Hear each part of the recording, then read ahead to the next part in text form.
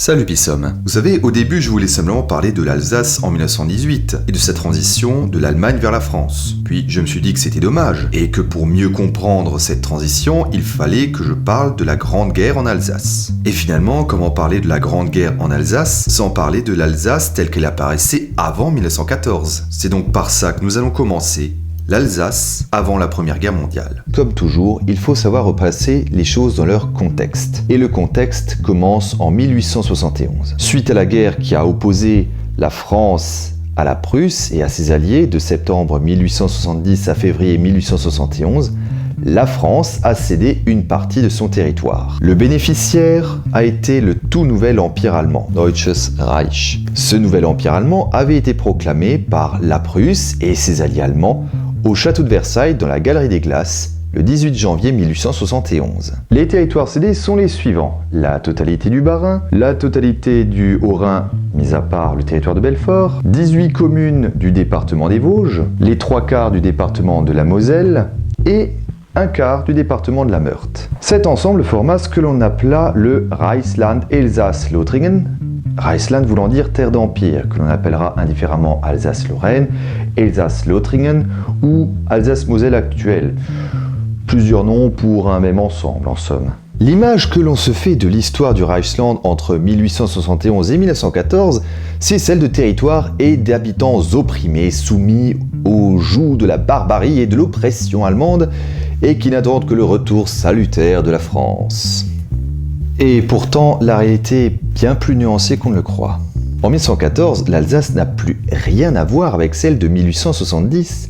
Elle a beaucoup changé et ne se porte même pas si mal. Elle se porte même ziemlich gut. Du point de vue économique, l'Alsace connaît de grands changements positifs. Après une inévitable réorganisation entre 1871 et 1980, du fait que l'Alsace s'est vue coupée du marché économique français et a dû s'adapter au marché économique allemand, elle connaît un bond économique rare dans son histoire. Les infrastructures se développent, notamment le chemin de fer qui passe d'un réseau de 700 km en 1871 à 1900 km en 1910. D'ailleurs, le trafic ferroviaire augmente de 680% et celui du transport de passagers de 500%. Le Rhin est aménagé pour le rendre plus navigable dans son bassin supérieur, tandis que Strasbourg, dont le port fluvial se trouvait encore au centre-ville, se dote d'un port fluvial moderne. D'abord port de l'Hôpital en 1882 avec le creusement du Umleitungskanal, reliant le canal de la Marne au Rhin au canal du Rhône au Rhin, puis agrandi en 1892 par le Metzger-Tor Hafen, puis du port au pétrole en 1894. Ces mesures firent passer le trafic du port de Strasbourg de 36 000 tonnes en 1893 à 700 000 tonnes en 1905, puis à 2 millions de tonnes en 1913. Toujours pour rester dans l'aménagement, c'est à partir de 1880 que l'aménagement électrique prend son essor.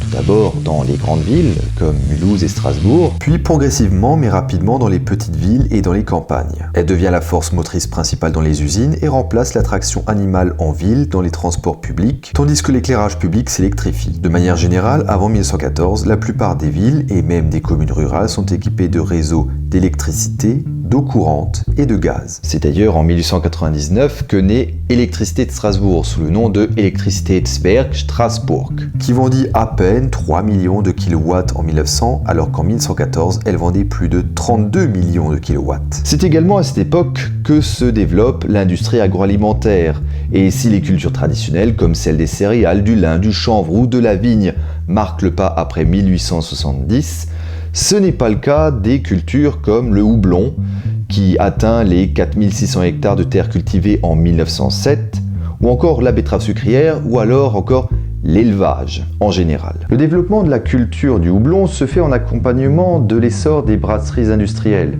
Si effectivement le nombre de brasseries a diminué dans le Reichsland, passant de 299 en 1880 à 106 en 1899, les brasseries restantes produisent quelques 1 400 000 hectolitres de bière en 1912. Un autre exemple, c'est la création de la sucrerie d'Erstein en 1893 sous le nom de Elsässische Zuckerfabrik et qui favorisa la culture des betteraves sucrières. Dans l'ensemble, l'agriculture en Alsace se modernise et se mécanise. Elle doubla sa production entre 1871 et 1910. En 1914, l'industrie alsacienne avait digéré le ralentissement économique des années 1873 à 1896. Depuis, elle était devenue une des plus performantes d'Europe, avec une industrie textile restant de première importance en Haute-Alsace, malgré un ralentissement de ses activités. Le secteur industriel restait majoritairement dirigé par les grandes dynasties familiales industrielles alsaciennes qui se sont affirmées au XVIIIe et surtout au XIXe siècle, entre autres les deux Dietrich, Schlumberger, Dollfuss, Koechlin, etc. Même si pour la plupart leurs entreprises deviennent des sociétés anonymes, ce qui veut dire qu'elles entrent en bourse et deviennent des sociétés par action. Comme par exemple pour Dollfuss Mig et compagnie en 1890. Ce qui ne veut en revanche pas dire qu'elles échappent aux familles industrielles, vu que ces dernières conservaient la majorité des actions. C'est dans ce contexte que naît un futur géant industriel en 1872, résultat de la fusion entre l'atelier de construction mécanique André Koechlin et compagnie de Mulhouse et l'établissement de construction mécanique de Strasbourg. Le géant industriel né de cette fusion prit le nom d'Elsässische Maschinenbau Gesellschaft Grafenstaden, la SACM, basée à Illkirch-Grafenstaden et à Mulhouse, et ouvrit même une filiale à Belfort en 1878 sur le sol français, filiale qui devint indépendante en 1913. Elle employa près de 5200 ouvriers sur toute l'Alsace et en plus de sa production de locomotives à l'échelle européenne, se diversifia dans la conception et la production de machines industrielles. Il en va de même en ce qui concerne les nouvelles technologies de l'époque, comme la construction automobile. La société de Dietrich avait commencé à fabriquer des voitures dès 1893, mais son retrait de cette affaire en 1905 ouvrit la voie à deux de ses anciens employés qui fondirent deux marques alsaciennes de voitures. En 1905 est fondée la marque de voitures Matisse par Émile Matisse, d'où le nom de la marque, qui produisit des voitures à Strasbourg jusqu'en 1940, mais aussi et surtout en 1909, fondée par un ancien associé de Matisse, la marque Bugatti, fondée par Ettore Bugatti. Encore une fois, d'où le nom de la marque, mais vous avez compris le principe. Spécialisée dans la conception de voitures d'exception et qui produit encore des voitures de nos jours. La ville de Mulhouse fut également le lieu de naissance d'Aviatik GmbH en 1909, entreprise spécialisée dans la construction d'avions, faisant de Mulhouse un des berceaux de l'aéronautique mondiale. Oui, rien que ça. L'industrie chimique, essentiellement destinée à la production textile et dominée notamment par la famille Scheurer-Kestner-Hattan, connaît un nouvel essor après plusieurs années de marasme. Elle se diversifia notamment dans le développement photographique à Mulhouse avec la firme Braun, Clément et compagnie, qui fut en 1900 la plus grande manufacture de travaux photographiques d'Europe, qui eut des succursales de vente jusqu'à Paris et même jusqu'à New York. Mais également l'exploitation du sous-sol avec la production pétrolière dans le nord de l'Alsace, à Pechelbronn, pourtant exploitée depuis 1735, qui vit la découverte de nouveaux gisements de pétrole dans les années 1880. La production d'huile brute passa de 6181 tonnes en 1889 à 46 911 tonnes, son plus haut rendement en 1913. Et surtout, en 1904, sous l'impulsion d'Amélie Zurer, est découvert un gisement de potasse d'excellente teneur dans le Haut-Rhin, la potasse étant un élément chimique clé dans la conception d'engrais agricoles. L'exploitation du gisement débuta en 1910 et en 1913, il fut extrait près de 350 000 tonnes de sel potassique brut. L'exploitation du bassin ne cessa définitivement qu'en 2002. On peut souligner également le développement de banques classiques qui ont vu la création de nombreuses banques locales comme la Banque de Mulhouse, la Banque d'Alsace et de Lorraine, Sogénal et le Crédit foncier et communal d'Alsace et de Lorraine par un patronat alsacien-lorrain avant tout soucieux de ne pas dépendre de banques allemandes. Mais il y a plus important, une petite révolution que le service bancaire connaît à cette époque. Il s'agit de la généralisation des caisses mutuelles dans la région. Le système des caisses Raiffeisen en est un des plus brillants exemples, puisque l'actuel Crédit Mutuel en est l'héritier direct. Existant en Prusse rhénane depuis 1854, le système des caisses Raiffeisen aide le monde rural à endiguer le problème de l'endettement paysan. Il s'implante en Alsace et, après des premières tentatives infructueuses, fonde en 1882 sa première caisse pérenne à la Vansenau. Les caisses Raiffeisen se développent rapidement. Après la caisse de la Vansenau, 17 nouvelles caisses ouvrent la même année dans le Reichsland. En 1892, elles sont au nombre de 127 et en 1914, elles sont 471. Mais malgré l'amélioration du niveau de vie dans les campagnes, la période du Reichsland vit également une accélération de l'exode rural et donc le développement des villes qui augmentent en population et en superficie. Mulhouse, par exemple, est passé de 52 900 habitants à 95 000. Colmar est passé de 23 300 habitants à 43 800 habitants. Et Strasbourg de 85 000 à carrément 180 000 habitants. La plus grande partie de ces nouveaux venus, c'était surtout de la population rurale qui venait s'installer en ville, ce que l'on appelle l'exode rural. Mais il y avait également une part non négligeable d'émigrés venus de ce qu'on appelle la Vieille Allemagne. La Vieille Allemagne, c'est ce qui correspond en gros au Reich allemand, moins l'Alsace-Lorraine, et ces émigrés sont par conséquent nommés les Vieux Allemands ou Altdeutschen. Ils viennent s'installer en Alsace durant cette période et représentent une fraction non négligeable de la population. En 1905, ils représentaient 7,5% des Haut-Rhinois, 13% des Bas-Rhinois, et en Moselle actuelle, c'est même 1 habitant sur 4 qui était Altdeutsch. En 1905, ils étaient donc près de 282 000 dans tout le Reichsland, sur à peu près 1 816 000 habitants, soit 15,5% de la population d'Alsace-Lorraine. Et si Strasbourg concentrait le plus grand nombre d'émigrés allemands, qui représentait 28% de sa population en 1910, soit 50 000 Altdeutschen, à Metz, cette même catégorie était devenue plus nombreuse que les Messins eux-mêmes dès 1890, formant 53% de la population de cette ville qui comptait 68 500 habitants en 1910. D'ailleurs, parlons-en des villes qui se modernisent, et tout particulièrement Strasbourg, qui passa de simple siège de préfecture du Bas-Rhin à capitale du Reichsland Elsass-Lothringen. Pour bien marquer le passage de son ancien statut au nouveau, et en faire la vitrine de l'Allemagne vis-à-vis de la France, elle dépasse les anciennes fortifications de Vauban et doubla de superficie. Pour accompagner ce changement, de nombreuses constructions de prestige sortirent de terre. Le Kaiserpalast, la bibliothèque universitaire, le Landtag Elsass-Lothringen ou Parlement d'Alsace-Lorraine si vous préférez, l'hôtel des postes, la gare, le palais universitaire qui sont les exemples les plus représentatifs.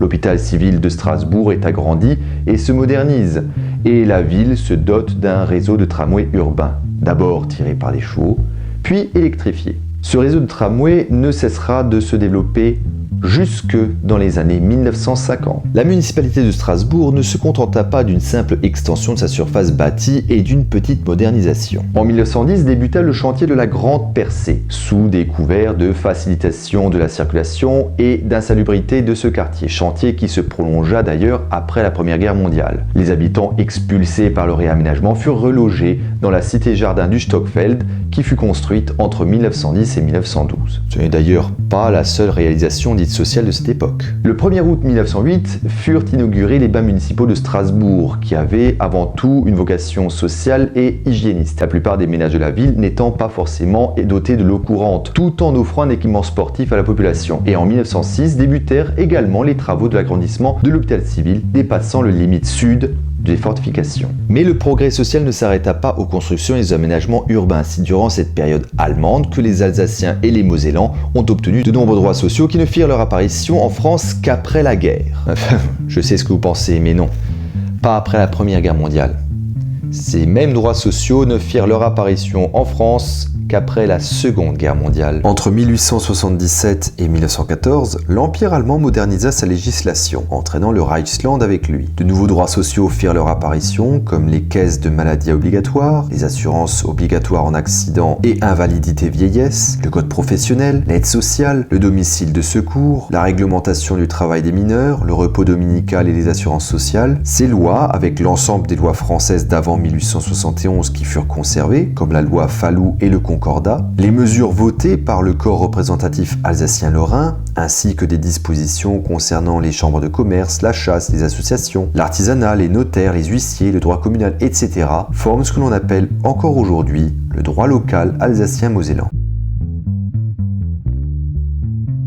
Sur le plan de la politique linguistique, il y a eu beaucoup de changements. La langue administrative passa du français à l'allemand. Dans les institutions ne résonne plus que la langue de Goethe et les décrets, lois et décisions administratives sont affichés en allemand. Sauf dans certaines communes, mais on en reparlera. Ensuite, et ça dès 1871, les nouvelles autorités allemandes rendent l'enseignement primaire obligatoire, pour les garçons de 6 à 14 ans et pour les filles de 6 à 13 ans. Natürlich auf Deutsch. Par contre, contrairement à une idée reçue, tous ne furent pas obligés de parler allemand. Une frontière linguistique fut tracée dans le Reichsland entre les communes où plus ou moins de la moitié de la population parlait un dialecte germanique alsacien ou lorrain. On comptait alors 435 communes francophones pour la totalité du Reichsland, principalement en Moselle actuelle, l'Alsace n'en comptant alors que 55. Cette frontière évolua avec le temps, ce qui explique cette excroissance linguistique en Moselle actuelle et qui était principalement due à l'émigration allemande dans le secteur. Les enfants des communes comprises dans la zone francophone se virent dispenser un enseignement bilingue, les autres furent instruits uniquement en langue allemande. Mais vu qu'ils maîtrisaient déjà un dialecte germanique, l'acquisition de la langue allemande standard fut plus facile que si, par exemple, on leur avait demandé de maîtriser le français. De même, l'affichage public dans ces communes francophones était lui aussi dans les deux langues, en français et en allemand. L'enseignement supérieur connaît lui aussi de profonds changements. Alors qu'avant son rattachement à l'Allemagne, l'université de Strasbourg était une académie regroupant différentes écoles et facultés, le nom d'université étant donné à l'ensemble du système éducatif français, elle fut remplacée par une université allemande autonome, inaugurée en mai 1872. D'abord installée au cœur de la vieille ville et ne comptant à peine que 212 étudiants en 1872, elle s'installa en 1884 dans un nouveau campus universitaire et se développa jusqu'à accueillir 2138 étudiants en 1912. Au passage, elle avait pris le nom de Kaiser Wilhelms Universität Straßburg à l'occasion de la visite de l'empereur Wilhelm I à Strasbourg en mai 1877. Elle devint rapidement une des plus importantes universités d'Allemagne et de nombreux professeurs de renom y firent cours, dont plusieurs eurent droit au prix Nobel, comme Wilhelm Röntgen, découvreur des rayons X en 1895, qui fut maître de conférence en 1874, puis en 1876, il y fut professeur de physique, ou alors Ferdinand Braun, prix Nobel de physique en 1909, qui fut professeur, directeur de l'Institut de physique et même rector magnificus de la Kaiser Wilhelms Universität. Ne regardez pas comme ça, c'est le titre officiel de ce que l'on appelle aujourd'hui le président de l'université de Strasbourg. Le seul qui a encore aujourd'hui le droit de porter le fameux collier du recteur lors des cérémonies officielles. Ce collier-là.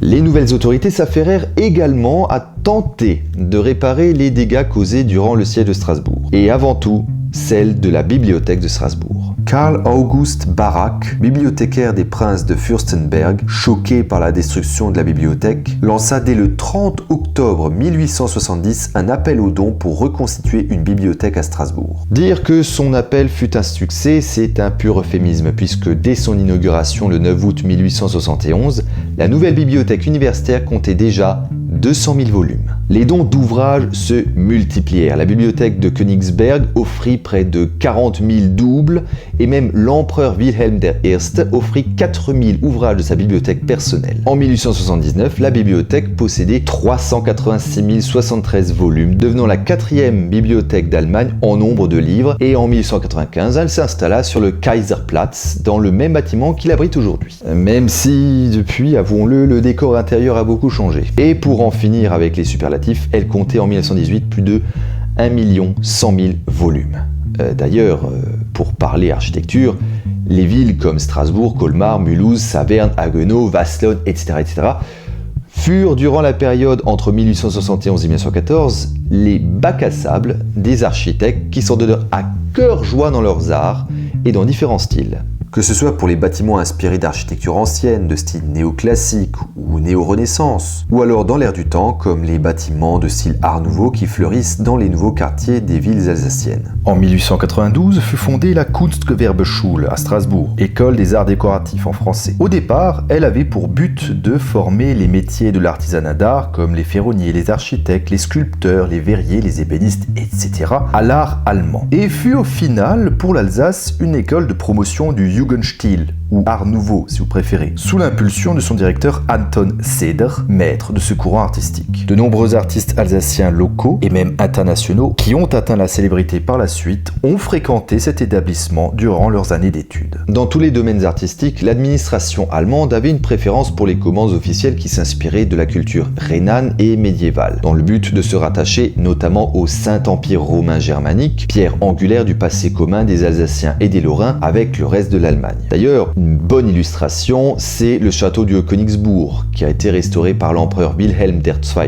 On reparlera souvent de cet empereur. C'est lui qui abolit en 1902 le Diktatur paragraphe, ou paragraphe de la dictature, qui confiait depuis 1871 au gouvernement le pouvoir de suspendre toutes les libertés publiques, de réunion, d'association, de presse, et de prendre toute mesure d'exception en cas de danger pour la sécurité publique. La conséquence de la suppression de ce paragraphe fut un développement considérable de la presse dans le Reichsland qui comptait en 1913 17 quotidiens et 26 hebdomadaires. Comme par exemple le journal d'Alsace-Lorraine, le Freie Presse der Elsässer, le Nouvelliste d'Alsace-Lorraine fondé par l'abbé Vetterle, les Esser Kurier de l'abbé Hegi, le Straßburger Post ou encore le Straßburger Neueste Nachrichten, les dernières nouvelles d'Alsace. La presse satirique voit également le jour avec Der Klapperstei de Henri Zislin qui fut publié de 1903 à 1905, puis Durchs Elsass par le même Zislin de 1907 à 1914 qui exhibe ses caricatures.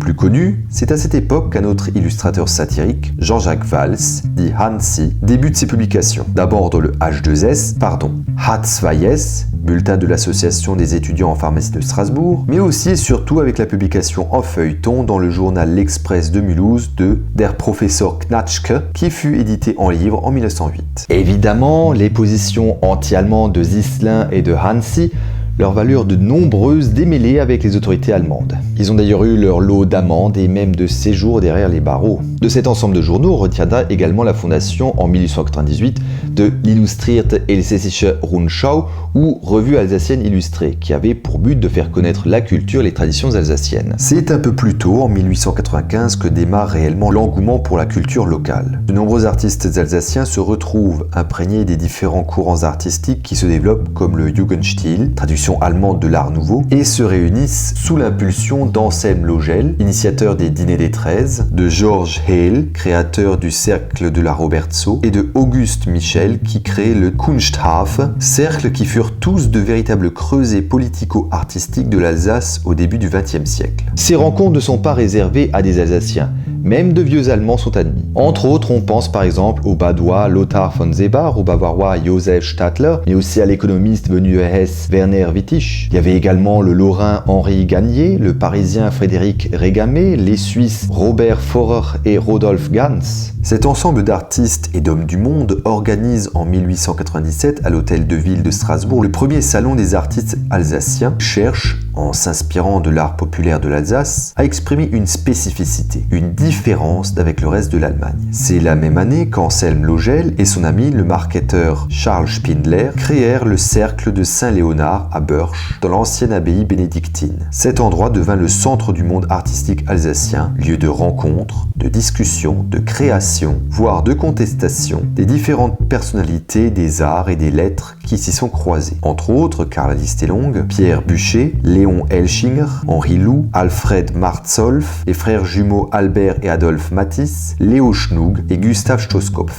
C'est Anselm Logel et Charles Spindler qui en 1898 créèrent la revue alsacienne illustrée dont nous parlions auparavant. Et de nombreux artistes y publièrent un ou plusieurs articles ou y exposèrent leurs œuvres. En 1900, il y fut pour la première fois mention d'un musée ethnographique alsacien. Cette réflexion fit son chemin et aboutit à la création du musée alsacien en 1907, qui existe encore aujourd'hui et qui se trouve quai Saint-Nicolas à Strasbourg. L'Alsace était à la mode dans tous les mouvements artistiques et la littérature n'était pas en reste. Il en résulta l'œuvre poétique des frères Matisse, frères jumeaux qui ont révélé la richesse de la poésie écrite en alsacien, mais également la naissance du théâtre alsacien de Strasbourg. C'est Elsässische Theater Straßburg, né officiellement le 30 mars 1898 de la rencontre entre Gustav Stoskopf, Julius Gräber, Charles Haus et Alexandre Hessler, et qui s'installa Gala au théâtre de l'Union. La représentation inaugurale fut consacrée par une adaptation du livre L'ami Fritz d'Erckmann-Chatrian en pièce de théâtre par Charles House, ce qui fut un grand succès. Succès qui resta sans commune mesure vis-à-vis du triomphe de la pièce Der Herr Mehr, comédie en 3 actes qui est encore aujourd'hui considérée comme un monument de la littérature théâtrale alsacienne. Elle fut même jouée en 1906 à Berlin devant l'empereur Wilhelm II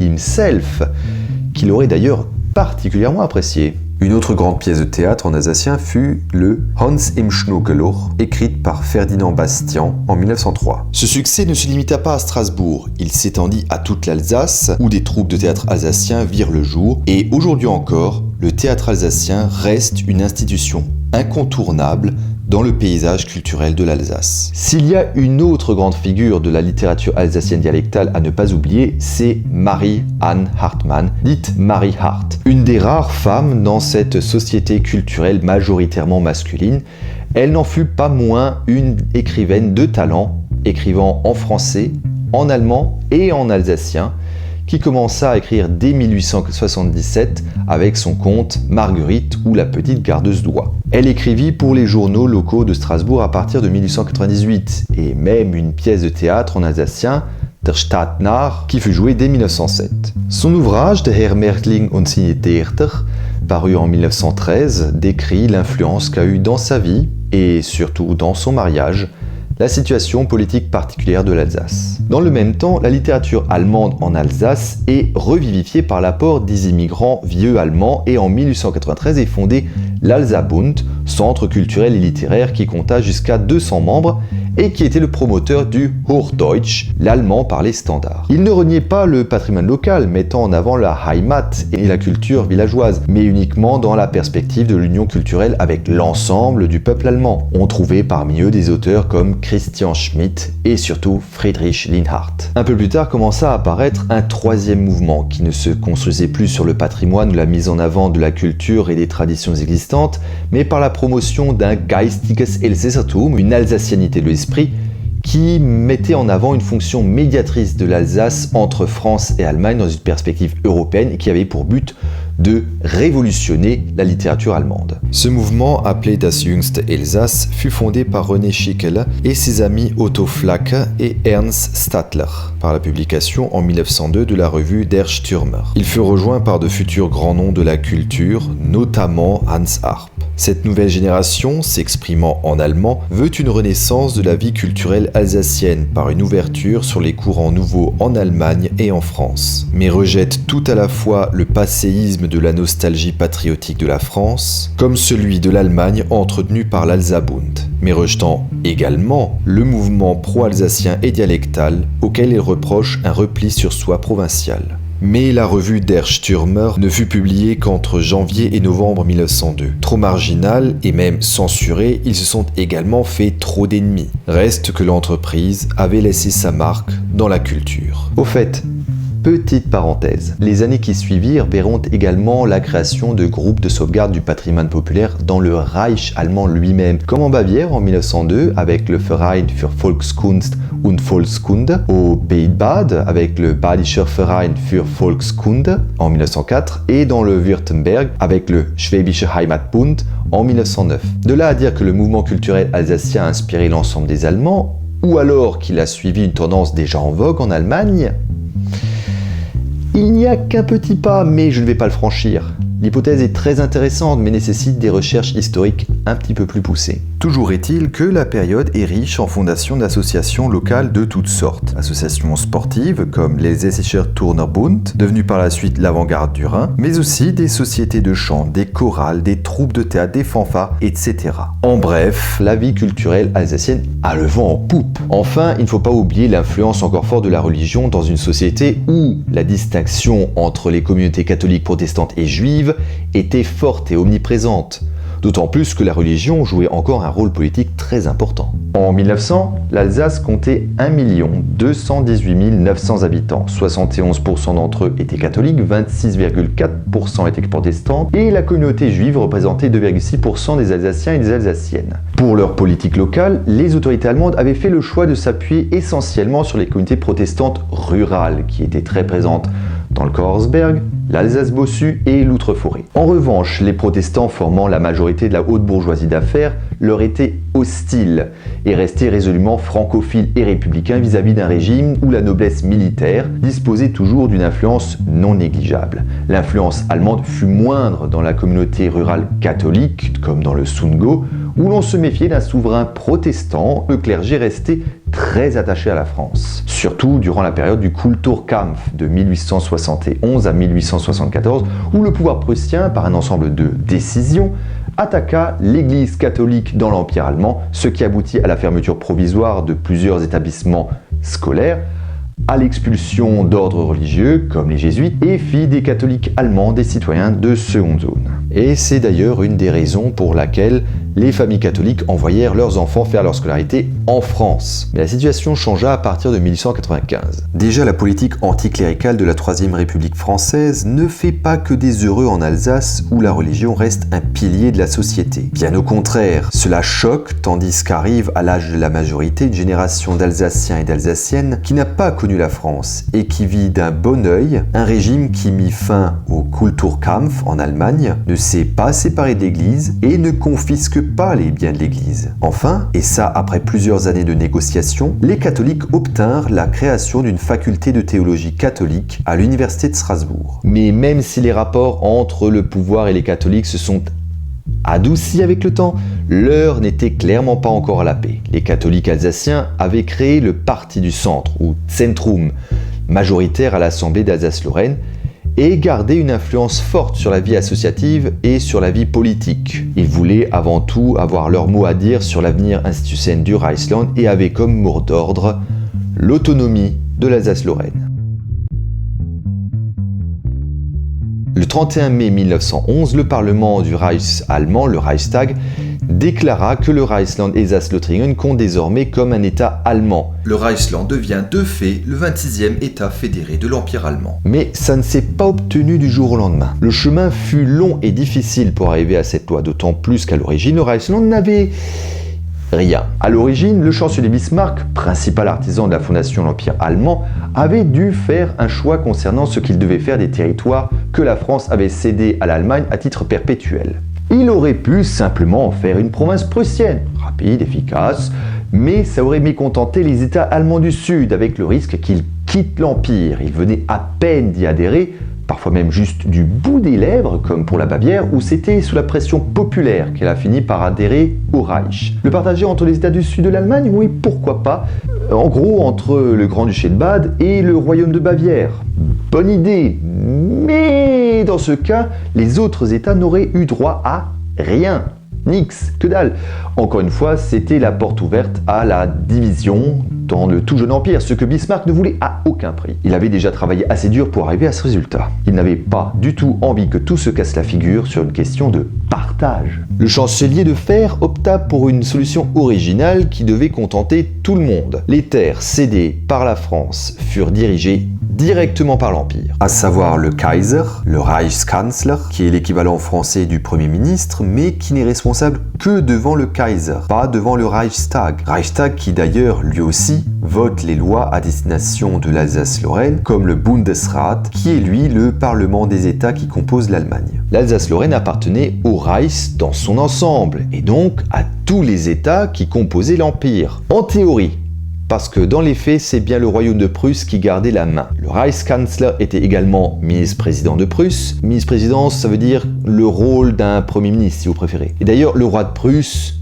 était bien évidemment le Deutsche Kaiser, l'empereur allemand. En plus de ça, la Prusse disposait de 17 voix au Bundesrat, sur 58 voix au total. La Bavière d'ailleurs venait juste après elle, dans le nombre de voix, avec 6 voix. Il y avait comme une légère disproportion et ça aura d'ailleurs des conséquences dans l'avenir. Mais ça, nous en reparlerons plus tard. Machiavélique de la part de Bismarck, mais clairement du génie. Il avait décidément toujours un plan. Mais ce qui ne fait pas doute, c'est qu'en 1871, d'un point de vue institutionnel, les Alsaciens et les Lorrains n'avaient aucune voix au chapitre. Ce qui ne veut pas dire, par contre, que la situation resta figée. En 1874, le Reichsland fut doté d'une assemblée représentative, le Landesausschuss, dont les représentants étaient nommés par les Bezirktagen, le Bezirktag d'Oberelsass, d'Unterelsass et de Lothringen. Mais le Landesausschuss n'avait au départ qu'une simple fonction consultative et sans plus. Les choses commencèrent à bouger à partir de 1877, année où le Landesausschuss obtint le droit de voter des droits locaux et de gérer son propre budget, sans que le Reichstag n'ait plus son mot à dire, mais ces lois locales devaient encore être approuvées par le Bundesrat. C'est du fait de la persévérance d'hommes comme August Schneegans,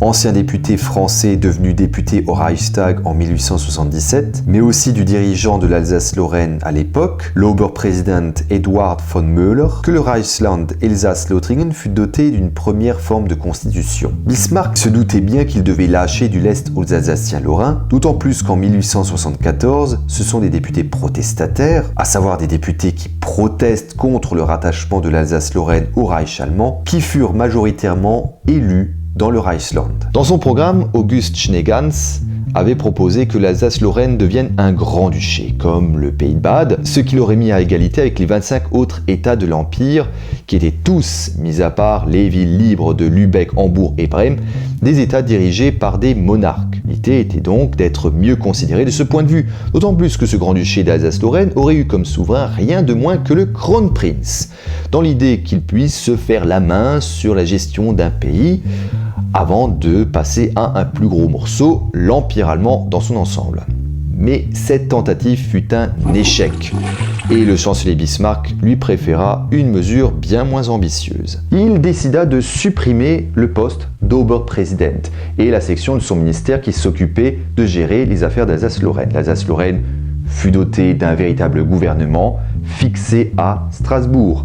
Un Statthalter nommé par l'empereur représentait l'empereur en Alsace-Lorraine et l'empereur lui déléguait ses pouvoirs. Un ministère d'Alsace-Lorraine, sorte de gouvernement d'Alsace-Lorraine, fut créé, présidé par un secrétaire d'État nommé par l'empereur. Ce ministère disposait de 4 sous-secrétariats d'État, celui de l'Intérieur et de l'Instruction, celui de la Justice, celui des Finances et des Domaines, celui de l'industrie, de l'agriculture et des travaux publics. Un Stadtrat, conseil d'État de 12 membres, fut adjoint au gouvernement alsacien-lorrain, présidé par le Statthalter. Il comprenait le ministère d'Alsace-Lorraine, des juges et 12 membres nommés par l'empereur, dont 4 sous proposition du Landesausschuss. Le rôle de ce Stadtrat était de délibérer au préalable sur les projets de loi. Le Landesausschuss se vit confirmer les pouvoirs qu'il avait obtenus en 1877.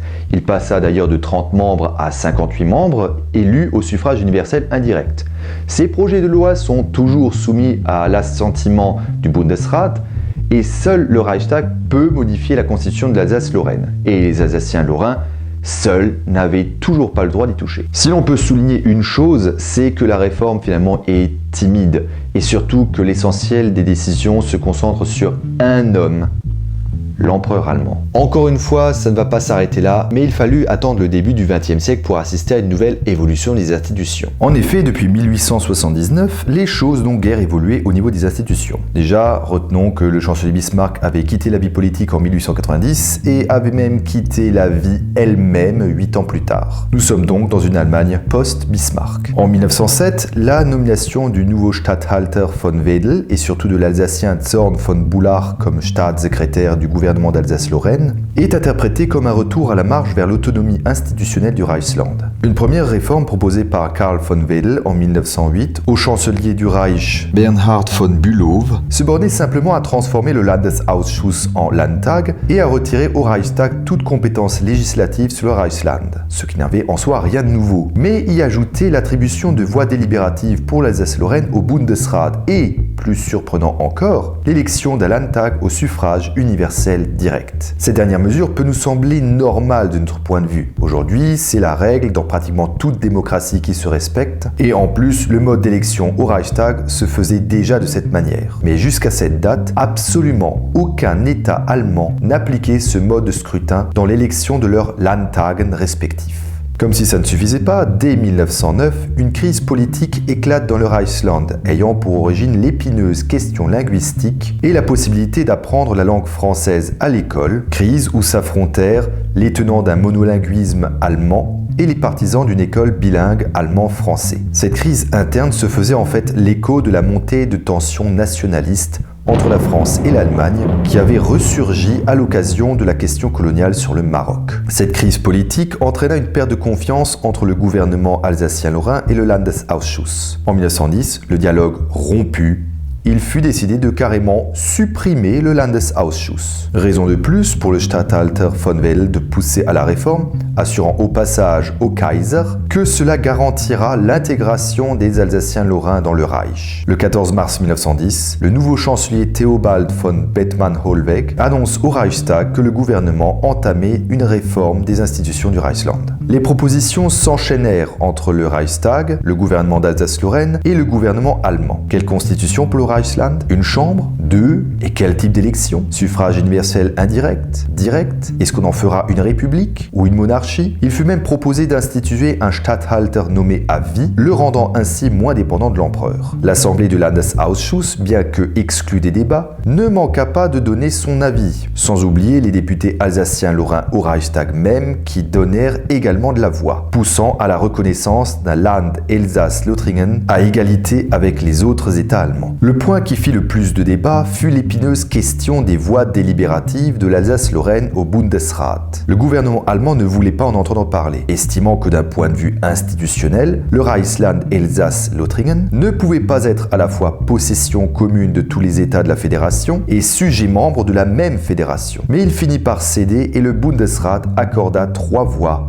à l'Alsace-Lorraine. Au final, la loi dotant l'Alsace-Lorraine d'une nouvelle constitution fut votée par le Reichstag et promulguée le 31 mai 1911. Cette constitution apporta énormément de nouveautés qui allaient dans le sens d'un Land Elsass-Lothringen à égalité avec les autres États allemands. À partir de ce moment, l'Alsace-Lorraine dispose de son parlement, un Landtag, composé de 2 chambres. La première, la chambre basse, était élue au suffrage universel masculin direct. La deuxième, la chambre haute, était composée de membres dont, au maximum, la moitié était nommée par l'empereur lui-même, l'autre moitié étant composée de représentants de corps constitués et d'institutions. Ce Landtag remplaçait le Landesausschuss et pouvait proposer et voter ses lois sans que le Bundesrat n'ait à les valider, ce qui avait été le cas jusque-là. L'Alsace-Lorraine disposait d'ailleurs de 3 voix au Bundesrat, ce qui en faisait effectivement en principe le 26e État de l'Empire allemand. Par contre, aucun changement concernant le Statthalter, son gouvernement et la manière dont il est nommé ou renvoyé. Mais nous y reviendrons dans la deuxième partie. Ce qu'il faut retenir sur le moment, c'est que cette constitution permet au Land Elsass-Lothringen de se placer pratiquement à égalité avec les autres États du Reich. Ce n'est pas encore le cas, mais de manière générale, il semblait bien que l'on commençait à voir le bout du chemin. Du côté de son économie, en revanche, l'Alsace se porte très bien et son intégration à l'espace économique de l'Allemagne est accomplie. Au niveau culturel, l'école se fait en allemand, sauf dans un certain nombre de communes où prime un cursus bilingue. La culture officielle et la culture alsacienne se développent d'une certaine manière, en concurrence l'une de l'autre, malgré la porosité des limites entre elles. Alors qu'apparaissent les balbutiements d'un tout nouveau mouvement qui voit l'Alsace comme un pont culturel entre France et Allemagne. Si l'on ne tient compte que de tout ce que j'ai dit jusqu'à présent, le tableau de l'Alsace en 1914 semble idéal et tenir la route. Le tableau parfait d'une Alsace heureuse en somme. Cependant, la réalité est bien moins idyllique et comportait de nombreuses imperfections. Imperfections que nous détaillerons dans la deuxième partie de cet épisode. Peace Paul.